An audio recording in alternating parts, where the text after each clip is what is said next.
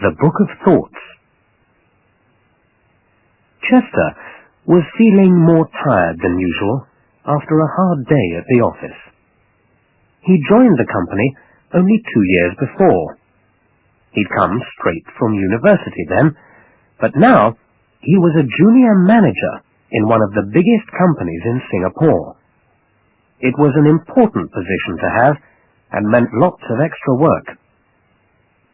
He could understand the jealousy that some of the other workers might feel against the new boy, as they still called him. He'd risen quickly in the company. Many of them, however, had been there for years, doing the same jobs. He could understand how bad feeling towards him might lie hidden behind their smiles, but it didn't make life any easier. He needed people whose advice he could trust when he had to make difficult decisions. He had to be sure that the bad feelings of the other workers didn't get in the way of the important business decisions he had to make. He knew he would never become a manager unless he could be sure of people. Then there was Dorothy. Chester was fairly sure of his own good looks. He was dark and slim, and dressed smartly, but with an eye to fashion. He was a confident speaker, and believed himself to be a sociable and effective junior manager. But when it came to Dorothy, his judgment disappeared. Dorothy was a bright girl who had just joined the company straight from university. He was attracted at once by her intelligent eyes, her shy, pretty face, and her soft, round figure. Ah, Dorothy. Take today, for example. He'd been given some new figures to check, and he'd asked Dorothy to read some of the details to him while he took notes. It was not until she'd left that he realized that he hadn't written notes at all. Instead, he'd written Dorothy's name several times. He was too embarrassed to ask Dorothy for the details again, so he had to look them up in the office of old Mr. Shaw. Mr. Shaw was known for always being in a bad mood, and he was no different this time. He didn't like having to stay late to check figures for some junior manager. He didn't like it at all. Chester hated it when he made mistakes. It didn't look good, but it didn't happen often. He decided he would walk home instead of taking the train. It was late in the evening, but he felt he needed the walk to clear his thoughts after a busy day. Anyway, it would be a little punishment for being so stupid earlier on. He decided that he would eat at the shopping centre near his home. He liked the Chinese food there. As he walked towards his favourite Chinese restaurant, he saw that the lights were still on in an old antique shop. He'd often thought of looking into this shop because he liked shops that sold old things. He stopped and looked. There were boxes full of old books piled outside the shop. On the shop window was a notice. It read, "Sorry, shop closed today. Open again tomorrow." He bent down to look at the books. He saw all the usual old books, school books, cookery books, and other books with dirty, yellowing pages that were of no value to him. There was one small, old book, however, that he noticed at once. It looked much older than the rest of the books. He picked it up. "Take it," said a voice behind him. Chester turned to see a man of about 80 years old. The man had opened the shop door and was carrying another box full of old books. "These have all been around for years. My nephew is taking over the business, and I don't want to leave him with all this rubbish. Nobody wants to buy any of it, so take what you want. Go on, help yourself." "Thanks," said Chester, as he put the old book into his jacket pocket and went on to the Chinese restaurant. Chester sat at his table drinking a beer.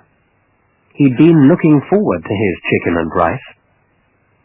When it arrived, he found that the chicken hadn't been cooked properly. It was pink inside. He decided to complain and call the waiter. "Sir?" asked the waiter. Chester noticed that the waiter was new to the place. "I'm not eating this," Chester told him. "The chicken is pink inside. It hasn't been cooked properly." "It's rare chicken, sir," the waiter said. "Many of our customers prefer its finer taste." Chester looked straight at the waiter. He thought the waiter was not showing him enough respect. "Really?" answered Chester. "It's very popular, sir," said the waiter. "And I suppose the illness they caught from eating undercooked chicken was popular with them too, eh?" said Chester. Other people in the restaurant could hear. He was annoyed. The waiter said nothing, but his face turned red. "Please take this chicken back," Chester told the waiter, "and give me a piece that's been cooked all the way through." "Certainly, sir," said the waiter, as he took the food and went back to the kitchen. While Chester was waiting for his meal to return, he remembered the little book in his pocket. He thought he'd have a look at it while he was waiting. He took it out of his pocket and examined it. It was small enough to fit easily into his pocket, and was covered with old, fine leather.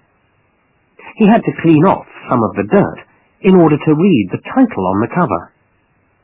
At first, the title seemed to be in another language, with strange letters and shapes.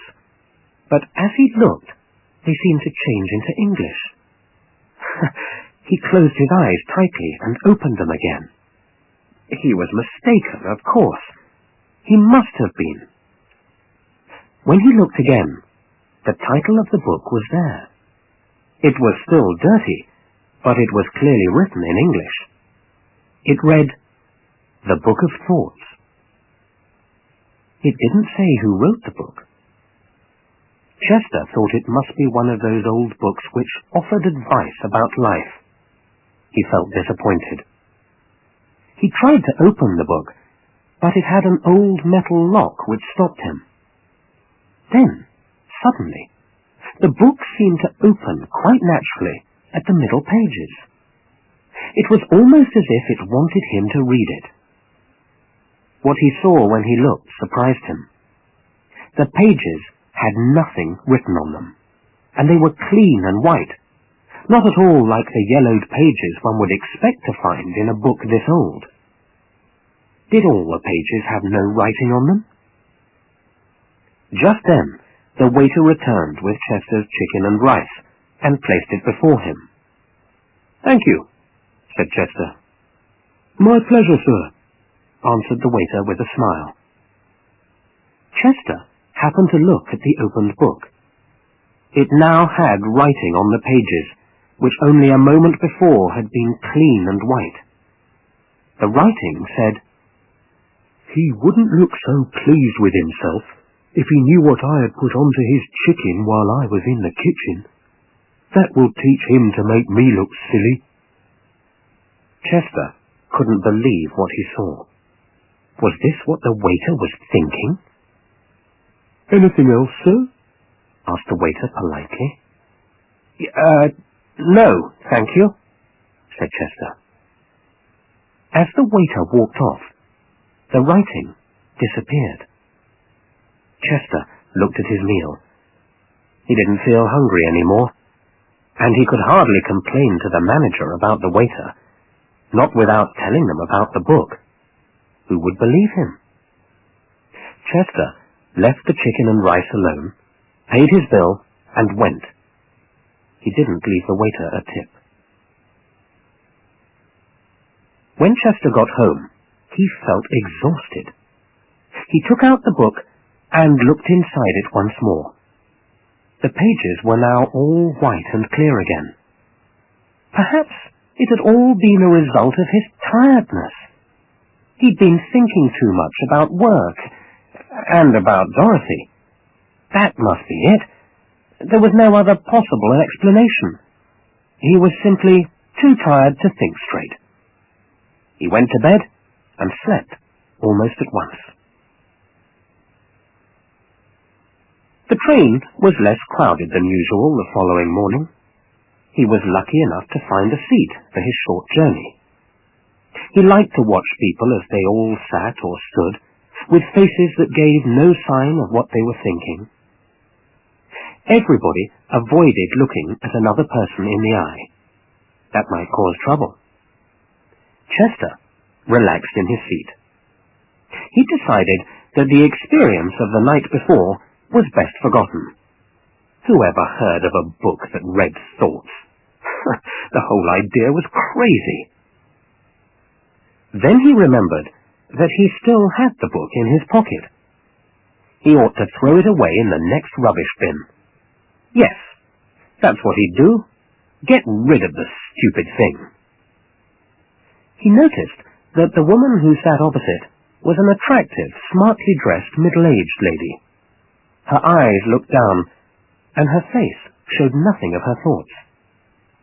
Chester wondered what she was thinking. Should he look at the book? Perhaps just a little look would be fun? Where was the harm in it? He reached for the book in his pocket. He took it out. Go on, he said to himself. You might as well try out the book, just for a laugh. Do it.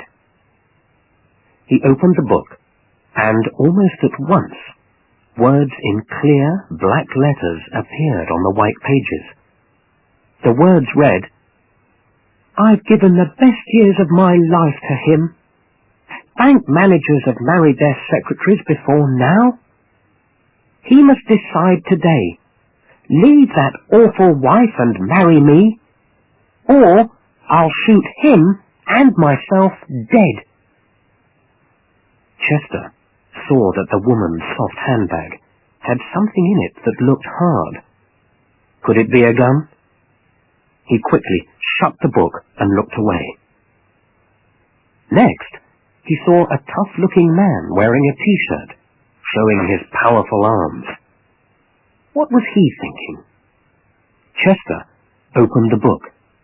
It read, I like chicken better than pork. Fried chicken is the best, followed by chocolate ice cream. My favourite. Mum's a great cook. I love you, Mum. Chester couldn't help smiling at the man. The man saw him and gave him a dangerous look. Just then, the train reached Chester's station. Time to get off the train. He closed the book and put it back into his pocket. As he walked the short distance to his office, his mind turned from the book to Dorothy. He had been thinking of asking her out to dinner. I'll do it today, he thought. But what if she hasn't thought about me in that way? Maybe she isn't as attracted to me as I am to her. For a moment, his heart felt heavy. Hey, come on, Chester. She's not blind. She's sure to be interested. After all, you're a good-looking guy, and you're a junior manager. Chester walked into his office. His secretary was already busy typing. Any messages, Miss Han? He asked her. Yes, sir, said Miss Han. From the manager. He says he can't go to the meeting today about the Eastern business. He wants you to take over right away. Yes, this was the kind of opportunity he'd been waiting for. He would show them all just how good he was. This was an important piece of business. If he could make sure that everything went well, he would get noticed. He would be an obvious choice for the next manager's job. If he became a manager, he would be the youngest manager in the business. And Dorothy would like that, wouldn't she? What woman wouldn't? He thought of her soft figure in his arms. Her voice was whispering his name softly. "Oh, Chester. Chester." Ah, Dorothy. "No problem," he told Miss Han. "Tell the others I'll be there to prepare for the meeting in half an hour." When he met the others, Chester was confident and did his job well. He made sure that everybody knew what to do. The meeting that afternoon was sure to be a success, if, of course, the figures he had were all correct. Just then, he noticed a little smile on the face of Mr. Shaw. "What's the old man got to smile about?" thought Chester. "He never smiles. Why is he smiling now?" Then he remembered his little book. He took it out of his pocket and hid it behind some papers. He pretended to be looking at his notes and thought of Mr. Shaw. The words appeared immediately. "I'll teach that young fool a lesson. I've got some figures he doesn't know about hidden in my office. I've been working on this longer than he has. When he can't come up with the right figures, he'll look stupid. Then I'll produce them and save the day. He'll look like a boy trying to do a man's job. He needs to learn some respect for experienced professionals like me." Chester felt a cold sweat on the back of his neck. So, the old man really does dislike me after all. Chester wondered what all the others thought about him, but had no time to consult his book. "Thanks, everybody. See you all this afternoon," Chester told them all. "Enjoy your lunch." While Mr. Shaw was eating his sandwiches in the park, as he always did, Chester spent his lunch hour looking for the missing figures in Mr. Shaw's office. Shaw was old-fashioned and preferred to use paper rather than recording things on a computer. It was a simple matter to copy the figures, then leave Shaw's copies where he'd found them, in a box in a cupboard. Chester felt almost disappointed.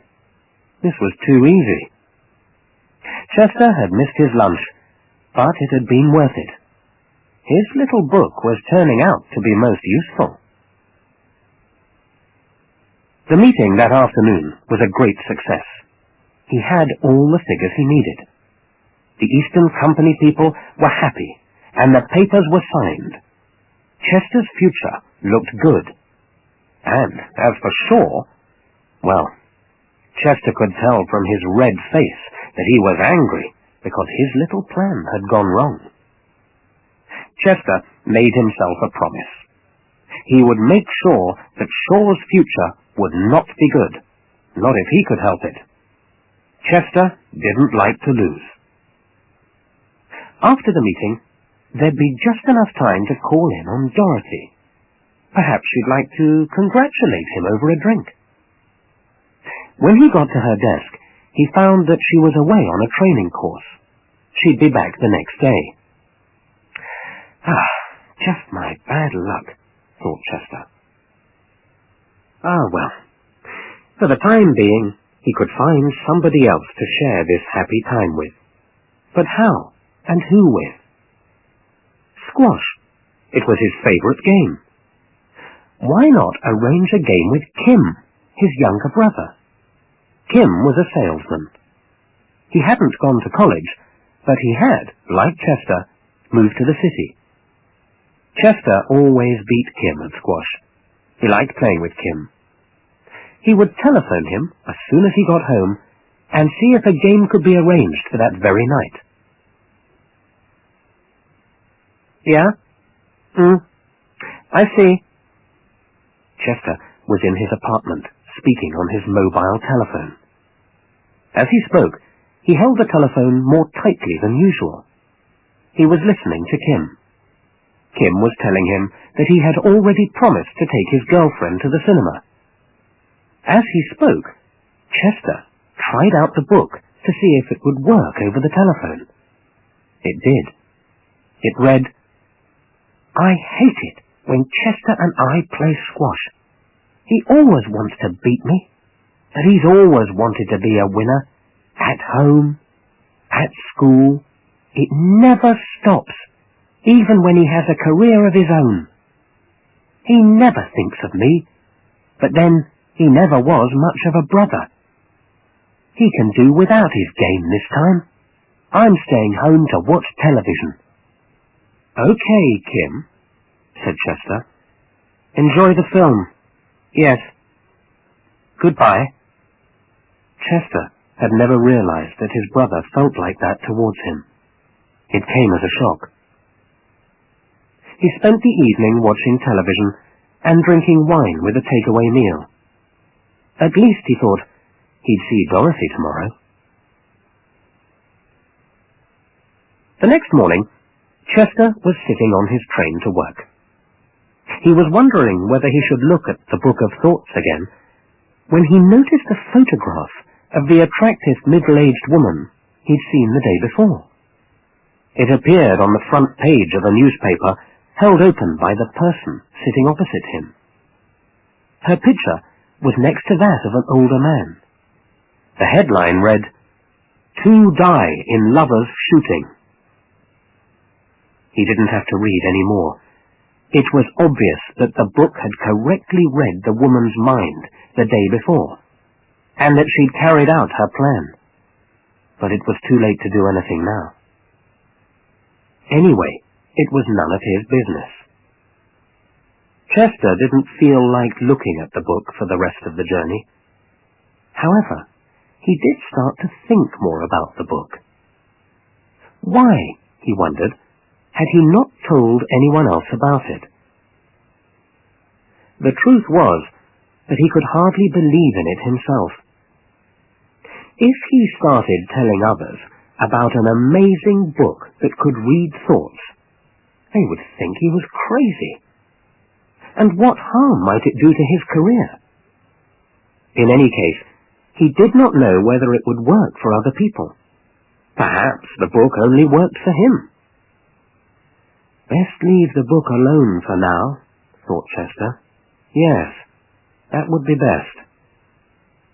But the book still sat in his pocket as he walked off the train. The first part of the morning was brilliant. The manager was very happy indeed with the way Chester had arranged the meeting with the Eastern Company. It had been a great success. He received congratulations from all the people at the office. Many fine words were said to him about his bright future. Chester felt very pleased with himself. Then he thought of his book. What were they all really thinking about him? He wanted to know who he could trust and who he couldn't. He couldn't trust Shaw, he knew that. But surely there were not many like him. After all, thought Chester, I am young, good-looking, cheerful, successful, and I'm one of the rising stars of the company. I must be one of the most popular guys here. But he wasn't. In fact, the book told him so every time he looked at it. At first, he thought it was only the older people who were jealous of his success. But it was the young ones too. All of them. They thought he was clever, but believed himself better than they were.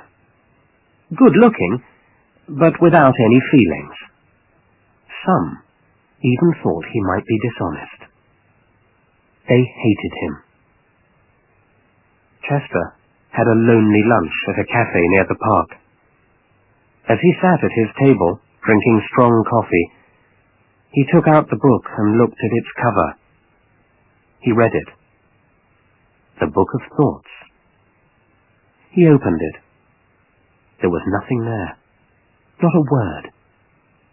He wondered why it didn't show his own thoughts Maybe it was because he already knew them. Maybe.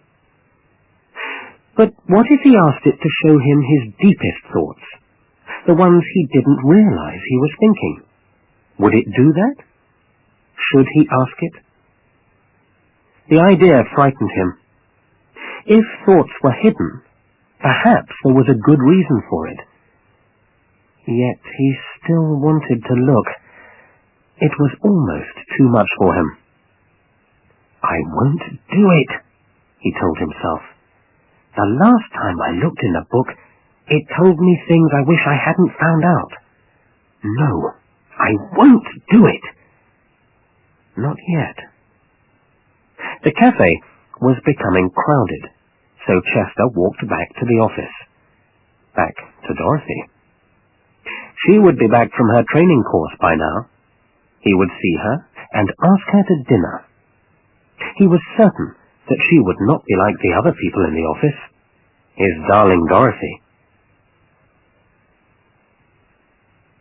When Chester got back to the office, he saw Dorothy. She was talking to Old Shaw. But Dorothy was nice to everybody. She was that kind of person. He called her over, and she smiled to him. Even Shaw smiled. Chester took her to a quieter part of the office and asked. Dorothy said yes, she would love to go to dinner with him. Her intelligent eyes were shining in her lovely face. Chester watched as her soft, round figure walked back to her desk. Dorothy at least liked him. He could be sure of her. Darling Dorothy. But he would have just one quick look in the book to make sure. He reached into his pocket. The book was not there. He felt alarmed. He quickly went back to his office. He searched all his pockets and his briefcase, even his desk drawers, though he knew he hadn't put the book in any of them. It was no use. The Book of Thoughts was gone.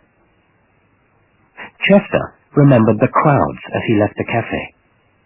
Had somebody taken the book out of his pocket? Things don't just disappear by themselves, do they?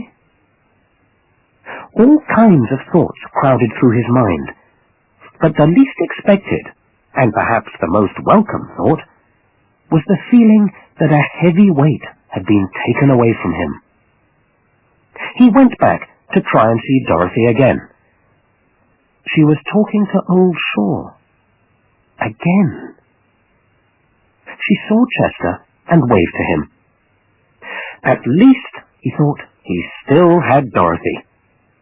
He had his career, and he had Dorothy. None of the other people mattered. He could trust Dorothy. Of course he could. He was almost sure of it.